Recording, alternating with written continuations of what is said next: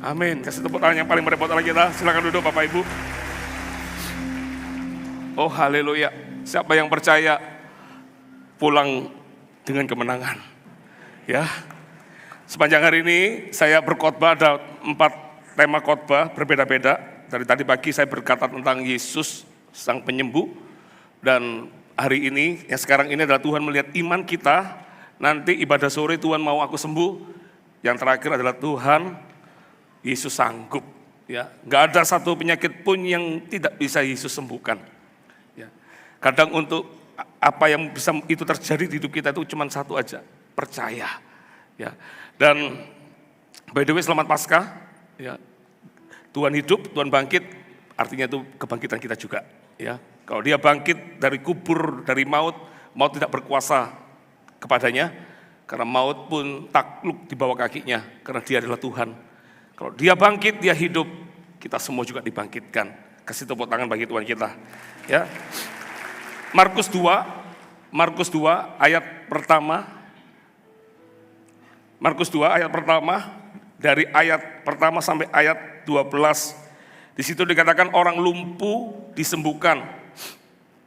Perhatikan di ayat pertama, kemudian sesudah lewat beberapa hari waktu Yesus datang lagi ke Kapernaum, tersiarlah kabar bahwa ia ada di rumah. Bahaya kalau Yesus datang ke sebuah tempat, pasti menarik banyak orang. Kenapa? Kalau Anda baca ayat-ayat sebelumnya, Yesus banyak menyembuhkan orang lain. Yesus banyak menyembuhkan penyakit. Ya. Semuanya dimulai dari mama mertua Petrus di situ. Selanjutnya ada banyak lagi orang-orang yang disembuhkan. Dan ketika Yesus datang lagi ke kota Kapernaum, tersiar kabar heboh. Ya, kemarin Jumat Agung banyak kesembuhan juga. Beberapa saya dapat kesaksian orang-orang yang sembuh. Ya, dan nanti saya ceritakan salah satunya nanti di tengah-tengah khotbah saya. Ketika orang dengar, ternyata ada kesembuhan loh di dalam Yesus.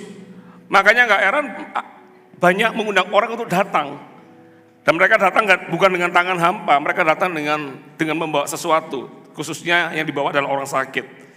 Perhatikan ya di ayat 2, maka datanglah orang-orang berkerumun sehingga tidak ada lagi tempat, bahkan di muka pintu pun tidak, sementara ia memberitakan firman kepada mereka. Sama hari ini kita ada overflow, orang-orang yang nggak bisa masuk di sini ada di overflow.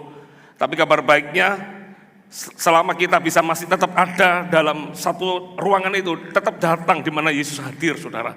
Katakan amin. Maka datanglah orang-orang berkerumun sehingga tidak ada lagi tempat, bahkan di muka pintu pun tidak. Sementara ia memberitakan firman kepada mereka. Ayat 3, ada orang-orang datang membawa kepadanya seorang lumpuh digotong oleh 4 orang. Ya, memang nggak dikasih tahu orang lumpuh ini sudah berapa lama. Apakah dia sejak lahir atau seperti apa, ataukah dia apakah dia umurnya masih muda atau dia sudah lanjut usia atau mungkin paruh bayi, ya nggak dicatat. Ya, tapi saya yakin yang dibawa ini pasti nggak kurus-kurus amat. Kok tahu dari mana Pak? Bapak memang lahir di zaman itu? Enggak. Dari 4 teman yang bawa orang lumpuh, berarti ini orang yang nggak kurus-kurus amat, saudara. Ya. Sampai 4 orang yang mengerti maksud saya. Sampai perlu 4 orang mengangkat orang lumpuh ini, artinya orang ini ya ngomong apa adanya lah ya, sedikit berat lah ya. Jadi dibawa kepada Tuhan Yesus. Ayat 4 perhatikan, tetapi mereka tidak dapat membawanya kepadanya karena orang banyak itu. Lalu mereka membuka atap yang di atasnya. Sesudah terbuka mereka menurunkan tilam, tempat orang lumpuh itu terbaring. Ayat 5 perhatikan. Ketika Yesus melihat iman mereka, berkatalah ia kepada orang lumpuh itu, hai anakku, dosamu sudah diampuni. Ini menarik ya. Pertama-tama yang dilihat Tuhan dari kisah orang lumpuh ini bukan orang lumpuh itu yang dilihat. Yang pertama yang dilihat adalah iman 4 temannya. Saudara perhatikan, kalau ada orang yang untuk dia mengejar sesuatu dan dia kejar yang terbaik, artinya dia percaya, bukan? Betul ya? Sama dengan 4 orang lumpuh ini, bahwa orang lumpuh ini aja sudah beban. Ketika dia datang, kenapa kok bawa orang lumpuh? Ngapain kamu mau bawa orang lumpuh itu ke sana? Yang saya yakin, yang pertama-tama, 4 orang itu pasti percaya kepada Yesus. Bisa paham enggak? Kalau Anda tidak percaya akan sesuatu, Anda tidak akan melakukan sesuatu itu. Kalau Anda tidak percaya Anda bisa mengalami sesuatu, Anda tidak mungkin datang. Sama kayak hari ini, kita tidak percaya ada kesembuhan, kita tidak akan datang hari ini. Untuk apa kita datang? Tapi kalau kita datang, artinya kita percaya sesuatu bukan? Kita percaya ada kesembuhan. Kenapa kita perlu bawa orang sakit hari ini? Artinya kita percaya kesembuhan. Lah 4 teman orang lumpuh ini, dilihat sama Tuhan, aku melihat imanmu. Perhatikan ayat 5, ketika Yesus melihat iman mereka, baru dia lihat orang lumpuh itu. Ada yang istimewa dari 4 teman orang lumpuh ini. Kenapa? Apa istimewa dari 4 teman orang lumpuh ini? 4 teman orang lumpuh ini memang gak dicatat namanya siapa, tapi saya yakin 4 teman orang lumpuh ini, mereka pasti pernah mengalami kuasa Tuhan dalam hidupnya. Karena hanya orang yang pernah mengalami kuasa Tuhan, yang pada akhirnya dia bisa bercerita, dan dia gak cuma cerita, dia akan bawa orang yang, ayo kamu juga harus kenal Yesus, karena aku mengalaminya. Do you mudeng what I mean? Anda ngerti apa yang saya maksud? Saya bisa ngomong tentang kesembuhan, kenapa? Saya pernah disembuhkan.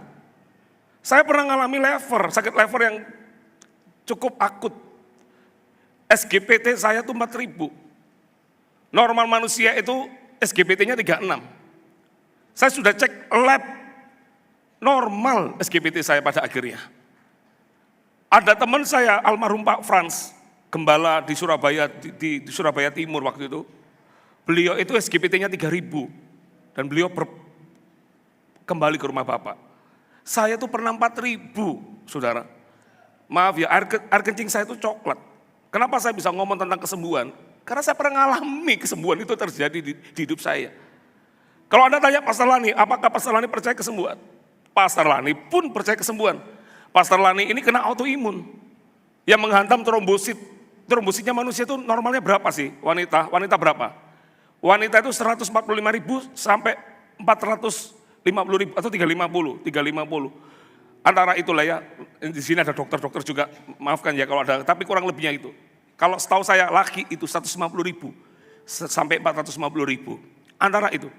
Pastor Lani trombositnya itu hanya 2.000, saudara.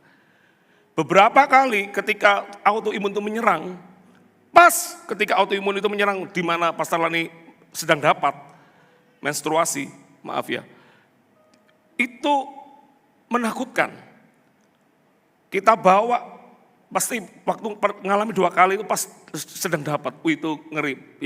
Yang keberapa tuh saya, yang ketiga, itu lagi annual meeting. Pastor Lani masuk di annual meeting di Surabaya, kita ini lagi semua gembala-gembala. Pastor Lani ke kamar mandi, keluar itu, Pastor Lani bilang, kok aku autoimun. Itu meskipun saya pendeta juga manusia, saya yang gak sakit itu saya kayak mau limbung. Bercak hitam semua, langsung itu air darah itu tumpah pure gitu. Anda tahu saudara, sampai maaf ya, darah itu netes semua itu. Pastor Lani datang dengan jalan, ditarik, digotong itu dengan kursi roda itu, dibawa ke rumah sakit, kena hos. Di rumah sakit itu dicek trombositnya tinggal berapa? Tinggal 2.000.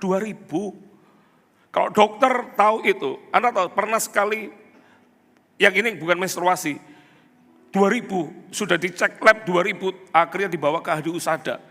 Begitu sampai di rumah sakit, Pastor Laninya nggak apa-apa, duduk di situ. Begitu tahu susternya 2.000, yang paling heboh itu suster dan dokternya. Mana pasiennya? Itu pasiennya lagi duduk. Lu nggak boleh duduk, harus tidur, harus berbaring. Jadi itu biasanya orang ditangani itu di IGD. Ini enggak, di lobi rumah sakit, saudara. Langsung ambil tindakan, dicek semua. Trombositnya itu memang tinggal 2.000. Berapa banyak orang mati demam berdarah karena trombositnya turun. Ada orang bilang 15.000 aja itu bisa anfal. Ini tinggal 2.000.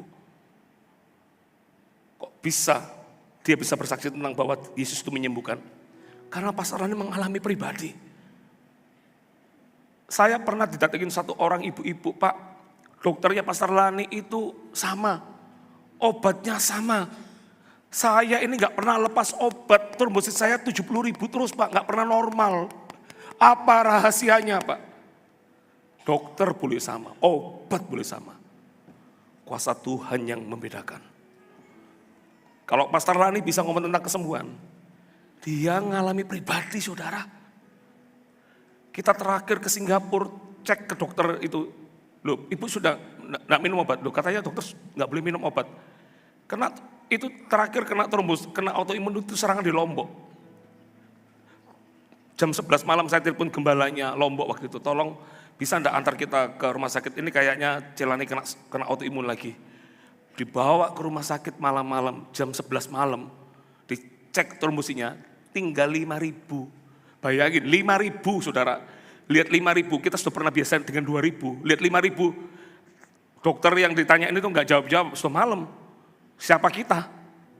5.000, kita anggap ini iman sebiji sawi. Apa yang kita lakukan? Kita pulang dari rumah sakit.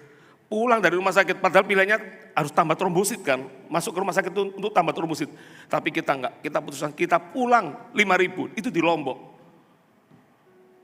Tahu enggak? 5.000 saudara. Singkat cerita tak potong cerita itu, intinya akhirnya kita enggak bisa naik terbang, naik pesawat, tiket angus, pulangnya lewat ke Bali, naik kapal dengan trombosit. Masih, karena dokternya bilang kalau trombositnya enggak di atas 20.000 enggak boleh pulang. Pulang dari Lombok itu dengan posisi trombosit 7.000, nambahnya 1.000 tok. Kapan pulangnya kalau gitu? Anak di rumah semua di Sidoarjo waktu itu. Akhirnya pulang dengan naik kapal. Begitu mendarat di sini, saya enggak mau ngomong tempatnya apa, kita makan ramen di situ. Dengan trombosit 7.000 itu, makan ramen. 2 malam stay di ini. Tiba-tiba trombositnya jadi 20.000. Obat enggak diminum semua. Naik sendiri, dan praise the Lord, autoimun itu sudah tidak menyerang lagi, tanpa obat, tanpa apapun, tidak ada treatment apapun.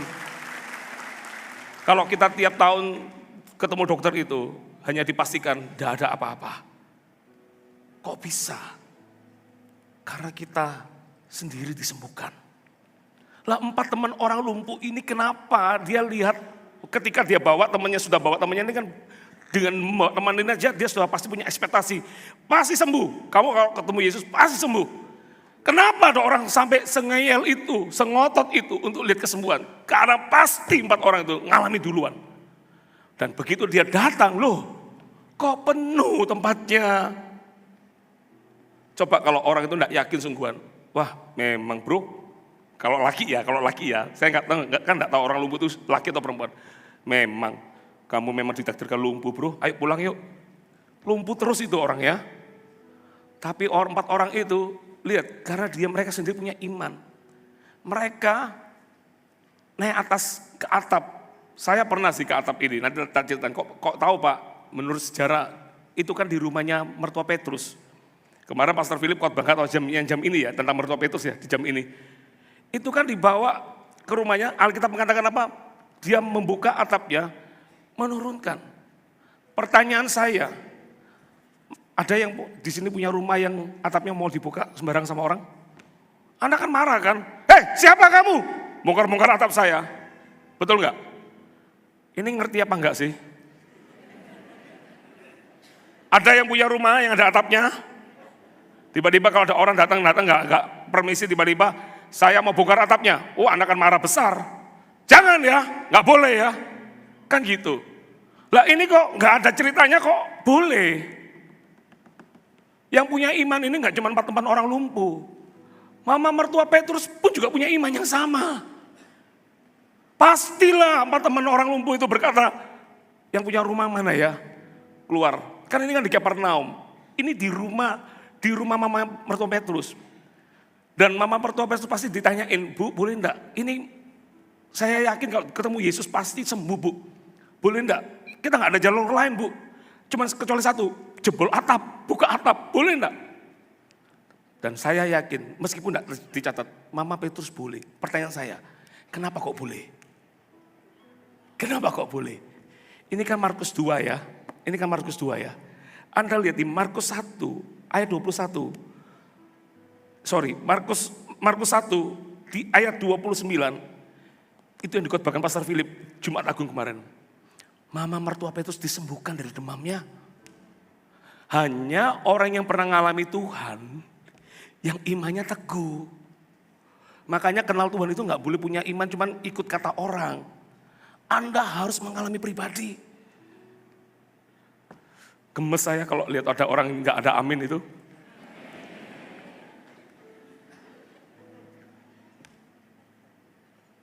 Anda nggak bisa cerita, saya bisa cerita, Bapak Ibu, rawon Sidoarjo itu rawon terenak sedunia. Yang dari Sidoarjo, angkat tangan, ada? Meskipun yang nggak dari Sidoarjo, yang pernah makan rawon Sidoarjo? Mau kalahkan kikil, oh Sidoarjo is the best. Sop buntut, ya itu banyak lah di mana-mana ya. Tapi ada rumah makan yang itu. Kenapa saya bisa cerita rawon seenak itu? Saya ingat Pastor Tono jadinya. Pastor Tono itu nggak pernah ngomong nggak enak. Makanan itu dia cuma kenal 2 kata, enak dan enak. Kalau enak itu berarti biasa aja. Tapi kalau enak, wah itu enak sungguhan ya. Saya bisa ceritakan rawon itu enak. Kenapa? Karena saya biasa cicipi rawon. Saya tahu rawon enak, rawon nggak enak itu saya bisa tahu. Kenapa saya bisa tahu? Saya pernah coba, pernah rasakan. Anda bilang Yesus itu penyembuh? Punya iman untuk Yesus penyembuh? Kalau Anda dan saya tidak pernah mengalami secara pribadi, belum tentu iman bisa lihat hal yang sama loh saudara. Yang punya iman ini bukan cuma 4 teman orang lumpuh itu. Mama mertuanya juga. Makanya coba munculkan poin pertama saya. Poin pertama saya, teman-teman, PowerPoint saya keluarkan. Perhatikan. Tuhan melihat, betul ya, saya khotbah ini ya. Saya sampai lupa apa yang saya khotbahkan. Ini, Tuhan melihat imanku, dimulai dari iman percaya kita akan mendatangkan kebaikan. Orang lumpuh itu pada akhirnya nanti bisa berjalan. Itu karena ada orang iman-iman, orang yang pernah mengalami Tuhan sendiri. Makanya saya katakan Yesus itu tidak boleh dinikmati untuk diri sendiri. Kadang melalui iman kita pun akan ada sesuatu yang terjadi saudara.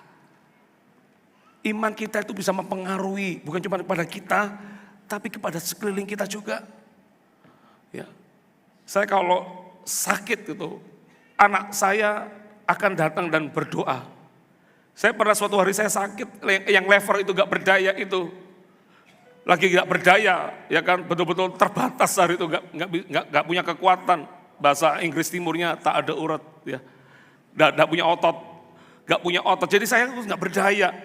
Tiba-tiba jemaat datang ke kamar saya. Ya, seorang coach CGL atau coach, waktu itu masih CGL kayaknya. Dia datang, taci-taci lagi, bahasa Madura lagi. Ngomong gini sama saya, Pak Gem, manggil saya Pak Gem, Pak Gembala. Mana imannya? Hari itu saya dikhotbahi. Mana imannya? Saya masih ingat kata-kata, mana imannya? Pak Gem ini yang biasa ngomong tentang mujizat-mujizat, mana imannya? Iman kita tuh bisa nular ke orang lain, saudara. Kadang-kadang iman yang tidak kelihatan, dasar dari segala sesuatu yang kita harapkan, itu kan iman. Dan bukti dari segala sesuatu yang tidak kita lihat. Namun kita percaya itu iman. Iman itu bisa menjadi kebaikan. Entah kepada kita atau kepada orang lain. Makanya datang ke gereja, jangan tidak punya iman. Anda harus beriman, saya bertemu Tuhan hari ini. Dan ketika Anda bertemu dengan Tuhan, itulah yang membawa kesembuhan. Yang percaya kasih tepuk tangan bagi Tuhan kita. Perhatikan. Ayat 4, tetapi mereka tidak dapat membawanya kepadanya karena orang banyak itu. Lalu mereka membuka atap yang di atasnya, sesudah terbuka mereka menurunkan tilam. Tempat orang lumpuh itu terbaring. Ayat 5. Ketika Yesus melihat iman mereka, berkatalah ia kepada orang lumpuh itu, "Hai anakku, bangkit dan berjalanlah." Betul ya? Hah? Loh, ngomong apa ayatnya? Kan ini kan orang lumpuh kan? Yang dibutuhkan orang lumpuh itu apa? Berbicara. Yang dibutuhkan orang lumpuh itu apa? Hah? Mendengar. Hah? Yang dibutuhkan orang lumpuh itu apa? Berjalan kan? Ya sudah, ulangi lagi ayatnya. Ketika Yesus melihat iman mereka, berkatalah ia kepada orang lumpuh itu, "Hai anakku, berjalanlah." Betul ya? Salah ayatnya. Loh, Anda ini baca ayat sungguhan enggak? Karena saya lihat Anda cuma lihat saya loh, Anda lihat ayat di belakang. Kok aneh ya? Kan yang dibutuhkan lumpuh berjalan. Kenapa kok dibilang dosamu yang diampuni? Tuhan itu tahu kedalaman hati kita. Sometimes mujizat itu belum terjadi. Karena Tuhan mau benahi dulu akarnya. Kes orang ini, dia punya sakit karena dia berdosa sama Tuhan. Kita lihat satu ayat, ya. Ayatnya dikatakan di dalam Mazmur 107 ayat 17. Mazmur 107 ayat 17 dikatakan, ada orang-orang menjadi sakit oleh sebab kelakuan mereka yang berdosa. Ya. Jadi memang ada sakit penyakit itu karena dosa. Mungkin kita tidak ngomong tentang sakit penyakit aja, mungkin ada sesuatu terjadi di hidup kita itu karena dosa kita. Makanya ketika Tuhan datang ke kita, yang dibenahi pertama-tama itu bukan penyakitnya dulu. Akarnya dulu yang diambil. Ada dosa lagi yang bukan karena, ada lagi sakit yang bukan karena dosa.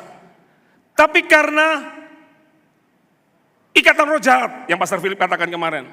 Siapa contohnya? Orang Gerasa. Yesus datang bertolak ke seberang hanya khusus untuk menjumpai orang Gerasa itu. Siapa orang Gerasa itu? Kalau Anda baca di Injil, di dalam kitab Markus pasal 5, nggak usah dibuka, dari ayat 1 sampai 3, itu mereka ketemu dengan orang Gerasa yang kerasukan setan. Ditanya, namamu siapa? Legion, artinya banyak, setannya banyak. Dan orang itu menjadi orang yang nggak waras. Setiap hari dia pukul itu tubuhnya, siksa dirinya. Mana ada orang mau pukul dirinya? Itu karena roh jahat ada di dalam dirinya. Makanya sampai ada orang berkata, mati kamu, mati kamu. Itu jangan-jangan roh jahat mengikat pikiranmu. Tidak berdaya, kamu adalah orang tidak berharga, tidak berharga, tidak berharga. Itu setan yang ngomong sama hidupmu. Makanya ada orang-orang yang kelihatan dia nggak bisa sembuh itu. Karena ada ikatan roh jahat yang mengikat hidupnya. Saya kenal satu orang, hamba Tuhan, saya tidak kenal langsung. Saya pernah lihat YouTube-nya beliau, namanya Li Cusu. Itu hamba Tuhan itu kalau dia melayani di mana-mana, itu setan-setan itu takut ngeliat dia.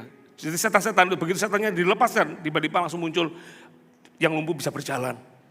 Jadi memang ada penyakit yang disebabkan oleh setan. Nah, orang Gerasa itu kerasukan banyak setan.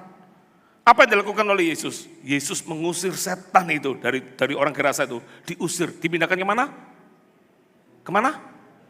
Kok dimakan babinya? Setannya sudah diusir ke babi, babinya kok dimakan? Kalau orang Bali bilang babinya sudah dikuduskan, Pak. Diusir ke babi. Dan mau tahu apa yang terjadi? Di dalam Markus pasal 5, ayat 15 perhatikan.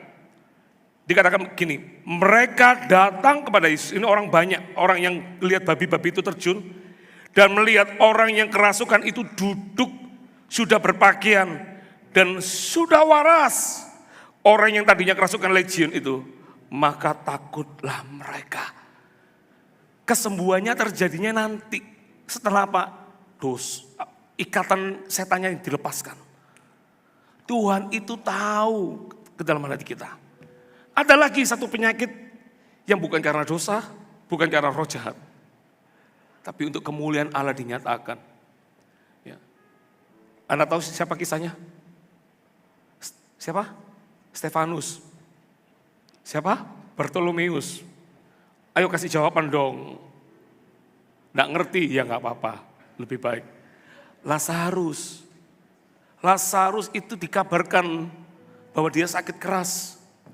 Yesus berkata di dalam Yohanes 11 ayat 3 dan 4 dikatakan, dan Lazarus yang sakit itu adalah saudaranya. Kedua perempuan itu mengirim kabar kepada Yesus, Tuhan, dia engkau kasih sakit. Ketika Yesus mendengar kabar itu, ia berkata, penyakit itu tidak akan membawa kematian, tetapi akan menyatakan kemuliaan Allah. Sebab oleh penyakit itu, anak Allah akan dimuliakan. Nanti pada akhirnya lewat kejadian Lazarus itu, orang-orang Farisi yang sebelumnya nggak mudah percaya, jadi percaya. Kenapa percaya? Karena Lazarus mati sudah hari yang keempat. Dan di hari keempat Yesus menyembuhkan Lazarus, membangkitkan dari kematian. Itu di hari keempat. Marta yang percaya firman, katanya percaya bahwa akan ada kebangkitan. Dia adalah orang yang pertama yang berteriak, "Jangan Tuhan!" Apa teriakannya? Sudah berbau. Arti kata sudah berbau itu artinya sudah tidak mungkin, sudah hari keempat. Karena orang Yahudi percaya kalau ada orang mati, 3 hari pertama masih bisa dibangkitkan. Kok bisa yakin? Nabi mereka Elia pernah membangkitkan orang mati. Nabi mereka Elisa pernah membangkitkan orang mati. Tulangnya Elisa itu bersentuhan dengan mayat, mayat itu bangkit. Jadi mereka percaya 3 hari dari orang mati pertama-tama itu masih bisa dibangkitkan. Yesus sengaja tunggu lebih dari hari ketiga, hari keempat. Karena lewat kebangkitannya Lazarus. Karena di kitab Talmud, bukan kitab kita, kitabnya mereka, tertulis kalau ada orang mati lebih dari hari ketiga bisa dibangkitkan. Yang bisa bangkitkan itu cuma Mesias. Makanya Yesus izinkan Lazarus sakit untuk kemuliaan Tuhan. Saya nggak tahu kita sakit karena apa, nggak usah tebak-tebakan. Nggak usah lihat kiri kanan, nggak perlu untuk orang lain. Izinkan Tuhan ngomong sama diri kita. Kenapa ya kok aku kecewa terus ya, kenapa kok aku pahit terus ya, kenapa Tuhan nggak pulih-pulihkan hidupku ya. Mungkin ya itu yang Tuhan mau sembuhkan. Mungkin Anda berkata kenapa ekonomiku kok nggak naik-naik ya. Zaman orang bangkit, saya kok masih tetap terpuruk. Anda berdoa Tuhan, bangkitkan ekonomiku, bangkitkan ekonomiku. Tapi ternyata yang disembuhkan bukan ekonominya dulu. Mungkin cara pandangmu yang salah itu yang diubah sama Tuhan dulu.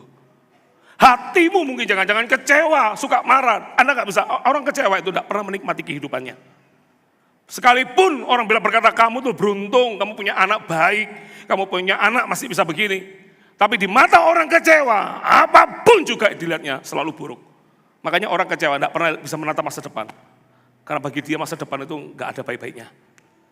Makanya Tuhan itu kalau menyembuhkan seseorang, disembuhkan dulu pokok persoalannya terlebih dulu. Sama dengan orang lumpuh ini. Ketika orang semua berkata, saya yakin ketika orang lumpuh itu sudah di hadapan Yesus. Yesus ketika lihat iman mereka, teman-temannya berkata, asik, lumpuhnya disembuhkan. Tiba-tiba Yesus berkata, dosamu diampuni. Wow. Semua orang berkata, loh ternyata penyakitnya gak cuma lumpuh. Dosanya penyakitnya. Saya ngomong begini bukan untuk lihat kiri kanan ya. Sadar diri sendiri aja lebih baik. Holy, holy are you Lord God Almighty. Worthy is the Lamb. Worthy is the Lamb. You are holy. Holy are you Lord God Almighty. Worthy is the Lamb. Worthy is the Lamb. You are holy. Bagi Yesus melakukan mujizat itu gampang. Bagi Yesus menyembuhkan itu perkara mudah. Bangkitkan orang mati sama mudahnya. Tapi Tuhan mau yang pertama disembuhkan adalah akarnya dulu. Izinkan Tuhan menyembuhkan akarnya dulu. Maka kuasa Tuhan akan bekerja di hidup kita. Katakan amin. Yang percaya kasih tepuk tangan bagi Tuhan kita. Makanya yang kedua poin saya keluarkan. Kalau Tuhan melihat imanku, pasti kesembuhan itu dimulai dari dosa yang dipulihkan. Mungkin cara pandangku yang dipulihkan. Mungkin Anda gak lihat kesembuhan karena pikiranmu yang gak percaya. Oh aku percaya sembuh, tapi cuma mungkin di kata-kata, tapi di hatinya bimbang. Juga gak bisa terjadi sesuatu. Nggak usah berkecil hati. Murid Yesus pun pernah bimbang, namanya Thomas. Dia berkata kalau aku gak lihat lubangnya dulu gak percaya aku. Padahal semua orang sudah lihat Yesus bangkit, dia gak percaya. Makanya dia sampai, tapi Tuhan itu Tuhan yang fair, Tuhan yang luar biasa menurut saya, Tuhan Yesus. Dia tetap datang itu orang yang gak percaya itu. Terus Thomas, kamu katanya gak percaya sebelum cucukkan jarimu. Cucukkan jarimu, dia cucukkan jari. Murid pertama yang cucukkan jari pertama kali, lihat lubang Yesus, lihat lubang yang ada di tubuh Yesus. Itu Thomas. Makanya Thomas itu dikenal sebagai iman kepala. Ya. Kenapa iman kepala? Percayanya baru setelah melihat. Dia cucukkan jarinya, lo betul, ada lubangnya, masih ada lubangnya.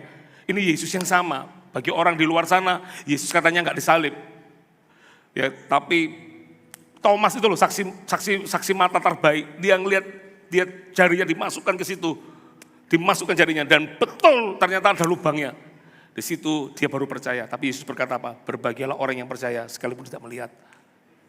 Mungkin Anda belum melihat penyakitmu disembuhkan, tapi Anda tahu bahwa Tuhan dimulai dari hatimu yang dibangun. Dan Anda berkata, pada akhirnya nanti juga pasti aku juga mengalami kesembuhan. Mungkin Anda mengalami sesuatu hal yang membuat Anda terpuruk. Tuhan sedang sembuhkan hatimu dulu. Karena hatimu itu loh yang bermasalah. Makanya Tuhan ubah, sentuh di hati itu. Izinkan Tuhan mengoperasi dulu, akarnya dulu Tuhan. Apa yang perlu diambil, ambil segera Tuhan. Supaya kemuliaan-Mu nyata di hidupku Tuhan. Amin. Dapat sesuatu saudara. Amin. Berikutnya dengan cepat. Dapat sesuatu enggak? Tetapi di situ ada juga duduk beberapa ahli Taurat. Mereka berpikir dalam hatinya, mengapa orang ini berkata begitu? Ia menghujat Allah. Siapa yang dapat mengampuni dosa selain daripada Allah sendiri? Tetapi Yesus segera mengetahui dalam hatinya bahwa mereka berpikir demikian. Lalu ia berkata kepada mereka, mengapa kamu berpikir begitu dalam hatimu? Mana yang lebih mudah? Mengatakan kepada orang lumpuh ini, dosamu sudah diampuni, atau mengatakan, bangunlah, angkatlah tilammu dan berjalan. Menurut Anda lebih mudah mana? Berkata, dosamu diampuni, ngomong sama orang itu, kalau lihat orang sakit, berkata, dosamu diampuni, atau kita ngomong, hai anakku, bangkit dan berjalanlah. Menurut Anda lebih mudah mana? Secara manusia, lebih mudah mana? Ini ada orang apa enggak sih? Kalau Anda lihat orang lumpuh, mana yang lebih mudah untuk mengatakan dan melihat hasilnya ketika Anda berkata, Pak, dosamu diampuni. Atau Anda berani berkata, Pak, bangkit, berjalan. Lebih mudah mana kalau ukuran manusia? Hah? Lebih mudah ngomong dosamu diampuni kan? Betul kan? Tapi sesungguhnya yang paling tidak mudah itu adalah berkata dosamu diampuni. Kenapa bagi kita mudah? Kalau kita ngomong, hai lumpuh, berjalan, kan harus bukti. Kalau nggak jalan gimana? Kalau ngomong dosamu diampuni lebih gampang. Siapa kita bisa mengampuni dosa? Makanya ketika Yesus mengatakan itu, dia anggap menghujat Allah. Tapi Yesus memang Tuhan. Dia berkuasa mengampuni. Lihat ya, ketika orang lumpuh itu datang dengan dosanya, yang luar biasa dari Tuhan itu apa? Hai anakku. Tuhan panggil bukan hai orang berdosa, enggak loh. Hai anakku. Kita aja kalau lihat orang berdosa, dosa, jijik, dosa. Anda tuh loh dosanya juga sama kok. Suka ngomongin orang, sorry ya kalau serempet ya, sorry ya, padahal Anda tak tabrak. Kalau lihat orang dosa, wow itu orang dosa, itu pezina, itu orang pemabuk, itu. Selalu memberikan label-label itu beda dengan Tuhan. Kadang-kadang, makanya saya bilang, di gereja banyak dengar tentang khotbah pengampunan, tapi di gereja juga banyak orang yang masih membenci saudaranya. Bahkan tidak sedikit membenci orang-orang terdekatnya. Tapi Yesus itu, lihat orang berdosa begini. Dia ngomongnya apa? Hai anakku, dosamu diampuni. Wow, Tuhan itu sayang. Bilang kiri kanan, bersyukur punya Tuhan Yesus. Tuhan baik sekali. Tuhan itu luar biasa baik. Amin saudara. Kalau Anda bisa merasakan kasihnya. Nah bagi kita lebih gampang. Dosamu diampuni. Tapi coba lihat. Tuhan berkata apa? Ayat 10. Tetapi supaya kamu tahu. Bahwa di dunia ini anak manusia berkuasa mengampuni dosa. Berkatalah ia kepada orang lumpuh itu. Kepadamu kukatakan. Bangunlah. Angkatlah tempat tidurmu dan pulanglah ke rumahmu. Dan orang itu pun bangun segera mengangkat tempat tidurnya dan pergi keluar di hadapan orang-orang itu. Sehingga mereka semua takjub lalu memuliakan Allah, katanya, yang begini belum pernah kita lihat. Makanya ketika Yesus berkata, dosamu diampuni, nggak ada bukti apa-apa. Wah gampang bro, kalau ngomong gitu tuh aku ya bisa. Kan ada tandanya apapun. Tapi Yesus berkata, supaya kamu percaya bahwa aku tidak sembarangan ngomong itu. Dia berkata, bangkit hai orang lumpuh, bangkit dari tilammu, berjalanlah. Dan orang lumpuh itu berjalan. Orang-orang semua berkata macam-macam. Kalau Anda cari Injil sinoptik yang lain, itu ada yang ngomong yang seperti ini belum pernah kami lihat, macam-macam. Orang wow, di depan mata mereka sendiri mereka lihat orang lumpuh berjalan. Yesusmu sanggup. Yesusmu sanggup. Yesusmu sanggup. Amin, amin, amin. Sudah lumayan. Saya selalu berdoa memimpikan ya, nanti di ibadah kita, belum firman, masih pujian, tiba-tiba ada orang lumpuh itu berjalan.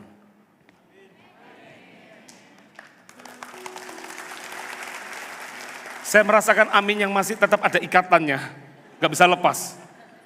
Saya memimpikan nanti ada orang buta melihat. Anda mau tahu, ada satu kesaksian, kemarin Jumat Agung, Sabtu Pastor Lani dapat DM dari seseorang, chat. Mamanya datang dengan posisi telinga yang tuli. Anaknya tahu yang perlu didoakan telinga yang tuli. Mamanya berkacamata, ternyata matanya itu buram, perlu bantuan kacamata. Didoakanlah telinga, tapi mamanya punya iman beda mamanya. Anggur kemarin, bukan anggurnya ya, ingat Pastor Philip sudah bilang ya, bukan anggurnya ya. Anggur itu kemarin tidak cuma diminum, dibuat cuci mata. Anggurnya. Dan Anda tahu apa yang terjadi ketika dibuat cuci mata? Pulang-pulang, telinganya masih belum ada mujizat. Tapi mamanya bilang, loh kok penglihatan mama kok jadi terang? Mamanya ngelihat dibuka, lucunya gini. Ketika dibuka kacamata, ngelihat halaman parkir kita, wih jelas sekali clear, lihat panggung ini clear. Tapi begitu dipakai kacamata jadi rabun, jadi tidak kelihatan. Ya kan? Yang kebanggaan itu Anda tidak tepuk tangan kan sama Tuhan kan? Saya baca itu lucu AI ini ya. Dibuka jelas, dipakai jadi rabun. Saya ini, ya saya silinder ya, tapi saya masih jelas kok melihat ini mana yang ganteng, mana yang lebih ganteng lagi saya bisa lihat itu kok. Jelas kok masih bisa lihat. Tapi saya kalau pakai kacamata, contoh saya punya kacamata ini, lihat untuk jarak jauh. Kalau saya ngelihat ke bawah gini, saya nggak perlu bantuan, saya jelas sekali lihatnya. Baca Alkitab masih bisa semua. Tapi begitu pakai kacamata, langsung jadi blur. Ya itu kayak ibu itu. Padahal dia sebelumnya datang dengan kacamata itu matanya jelas dengan kacamata. Tapi setelah iman, dia punya iman. Perjamuan kudus kemarin itu, untung perjamuan kudus nggak ada lagi di hari ini. Kalau ada kan bahaya dikira perjamuan kudusnya. Bukan. Iman percaya kepada Yesus itulah yang membawa kesembuhan. Makanya dioles-oles. Mamanya sembuh sampai anaknya bilang, biar ini menjadi kesaksian C. Biar ini menjadi kesaksian C. Tadi di ibadah pagi, bisa enggak ada foto ini enggak? Kalau ada foto enggak bisa ditunjukin. Tadi di ibadah pagi kita itu ada orang sembuh dari tulang rusuknya, dia kecelakaan. Jadi dia itu enggak bisa diginikan, tangannya enggak bisa diangkatnya cuma segini. Tapi tadi bukan cuma bisa begini, dia bisa diginikan. Dokter tanya, mana buktinya kalau kamu sembuh, tunjukkan. Akhirnya dia pulang, kita tahan tadi, jangan pulang Pak, bersaksi supaya nama Tuhan dimuliakan dan yang kedua pasti banyak orang dibangkitkan imannya. Saya bilang, tapi sama teman-teman kan dia lagi jangan pulang Pak, nggak bisa. Tapi dia pulang dan dia pulang dia janjian, saya akan tunjukin foto saya kecelakaan tulang rusuknya, itu tulang rusuknya patah. Orang kalau tulang rusuknya patah itu nggak bisa dia nggak bisa begini, hanya cuman begini untuk sakit soalnya. Apalagi gini tambah nggak mungkin. Tapi tadi dia datang di ibadah pagi, tangannya bisa diangkat begini, dia bisa begini, dan itu nggak sakit tuh saudara. Mana foto orangnya? Supaya Anda tahu, jangan-jangan tetangga Anda. Saya juga baru lihat foto beliau, mana fotonya ada? Nah ini orangnya.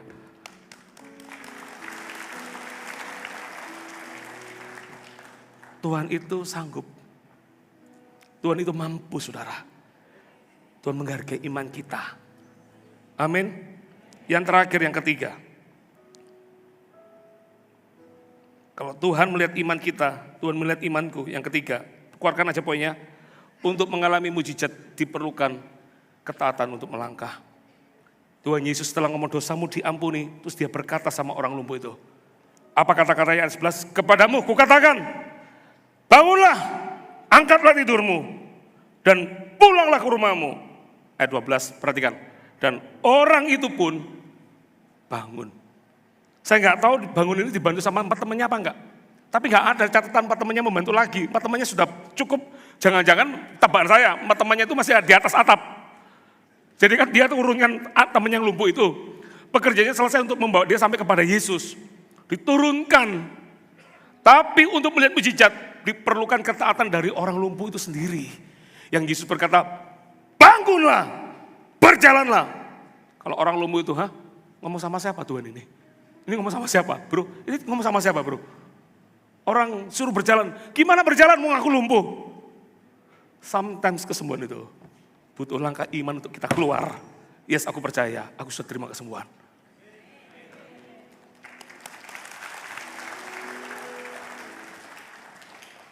Bagian saya ini cuma jongos Tuhan. Hanya kayak ibarat orang itu kernetnya. Saya yang bagian ngomongin, ayo Pak Bu lihat Tuhan. Tuhan itu adalah jawabannya pasti. Tapi untuk menuju kuasanya itu langsung terjadi. Itu butuh langkah iman kita untuk berkata, aku terima kesembuhanku. Sama seperti ibu-ibu yang tadi itu. Aku percaya mataku. Sedangkan orang berdoa buat telinganya, dia berkata, aku mataku yang disembuhkan. Makanya ketika dia buka kacamatanya kaget. Kok jelas sekali lihat panggungnya. Kok lihat pendetanya kok agak keren. Gak ada. Ngelihat parkiran, kok luas gini. Yang lebih kaget lagi ketika dia pakai kacamata, itu apa buram. Dicopot kacamatanya, gak perlu kacamata lagi. Karena Tuhan itu sanggup menyembuhkan kita semua. Butuh langkah ketaatan maju. Berhenti ngomong kesusahanmu. Berhenti ngomong penyakitmu. Berhenti ngomong ketidakberdayaanmu. Mulai katakan, aku percaya sepatah kata dari engkau Tuhan. Kayak perempuan pendaran 12 tahun. Asalku jama, itu rema itu luar biasa. Asalku jama jubahnya. Bagaimana bisa menjamah jubah Yesus? Dia sendiri adalah orang najis. Tidak mungkin memegang jubahnya rabi. Di zaman itu ada 3 rabi. Salah satunya adalah Rabi Yesua, Yesus itu dengan murid-muridnya. Tidak mungkin pegang gurunya itu, Rabuni, tidak mungkin. Pasti dia akan dirajam batu, dia orang najis. Gak gampang permintaannya. Tapi untuk rema yang dia dapat itu, dia memutuskan untuk dia genapi. Meskipun dia dengan tubuh yang lemah, dengan gak berdaya, sudah tidak punya pengharapan yang lain, hanya satu, asal ku jamah jubahnya, aku sembuh. Dia datang dan mendekati Yesus, pegang jubahnya. Makanya terjadi kesembuhan. Tidak gampang. Kalau baca Alkitab kok gampang. Tapi yang jalani gak gampang. Tapi orang yang berani melangkah dengan iman, tidak akan dipermalukan. Amin. Do you believe? Anda percaya? Siapa yang percaya Tuhan bisa menyembuhkan kita? Siapa yang percaya Tuhan bisa memulihkan kita?